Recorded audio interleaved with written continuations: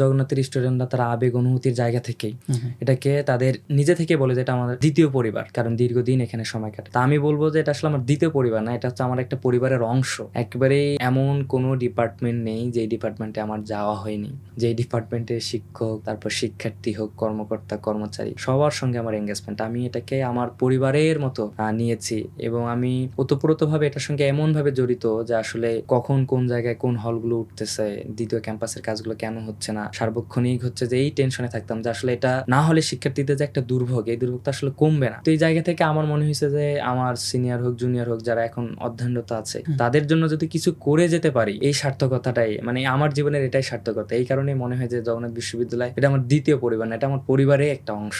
সবগুলো মিলে এই আর কি, মানে জগন্নাথকে আপন করে নিয়েছি এইভাবে। আচ্ছা, এই যে বিশ্ববিদ্যালয়ের অনেকগুলো সংকটের কথা বললেন, কিছু সংকট আপনারা উত্তরণের জন্য তো ইতিমধ্যে 5ই আগস্টের পর অনেকগুলো আন্দোলন সংগ্রামে ছিলেন, আর সেই অভিজ্ঞতাগুলো আসলে কেমন ছিল?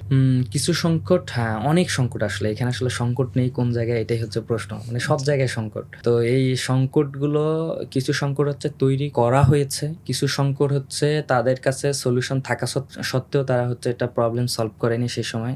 আর কিছু সংকট হচ্ছে মানে সংকটগুলো মানে এটা উদ্ভূত সমসাময়িক ভাবে এটা তৈরি হয়ে গেছে। যেমন আমরা এখন যেটা দেখি যে এই যে এখন যে ভূমিকম্প, একটা প্রাকৃতিক দুর্যোগ চলতেছে, এই যে বিপদকালীন সময়, তো এটা কিন্তু 10 বছর আগেই আমাদের রাজুক বা সেই সময় তৎকালীন যারা এক্সপার্ট ছিল তারা এসে বলে গেছে যে এই ভবনগুলো হচ্ছে মারাত্মক ঝুঁকিপূর্ণ। তো সেই সময় প্রশাসন যদি একটা স্টেপ নিত তাহলে হচ্ছে এখন আজকের দিনে এসে সবাইকে এই আতঙ্কে থাকা লাগতো না যে হচ্ছে যে এই বুঝি পলিস্টারটা খুলে আমার মাথায় পড়ে গেল। এই যে গতকালকের ঘটনায় বলি, আমাদের ম্যাথ ডিপার্টমেন্টের আশরাফ স্যারের রুমে হচ্ছে উনি ওনার পলিস্টারটা খুলে পড়ে গেছে। পরে প্রক্টর স্যার আমাদেরকে বলতেছে তোমার স্যার তো এত ভয়ে পড়ছে, মানে উনি তো এখন হেলমেট পরে আছে। তো যার শিক্ষকরা তো একটা ছোট্ট ডরমেটরি বা ওনার একটা চেম্বার রুমে থাকেন, তো তার রুমের যদি এই অবস্থা হয়, ক্লাসরুমের অবস্থা তো আরো ভয়াবহ, খুবই ভয়াবহ। তো আসলে সবসময় এই শিক্ষার্থীদের এই আতঙ্কগুলো নিয়ে থাকতে হয়। আমরা আগে থেকে এগুলো নিয়ে কথা বলতেছিলাম যে আসলে কোনো ডিপার্টমেন্টে পর্যাপ্ত ক্লাসরুম নেই, মাল্টিমিডিয়া সার্ভিস নেই। একটু ডিপার্টমেন্টের ইন্টারনাল ইস্যুর কথা বাদই দিলাম, আমি অন্তত পক্ষে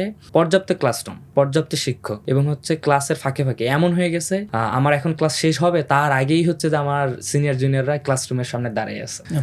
টিচারও হচ্ছে বিরক্ত ফিল করতেছে, তার টিচারের কাছে মনে হচ্ছে যে আমি যদি আর 15টা মিনিট ক্লাস নিতে পারতাম হয়তো আজকের এই কোর্সটা যে আউটলাইনটা ছিল সেই আউটলাইনটা আজকে শেষ করতে পারতাম।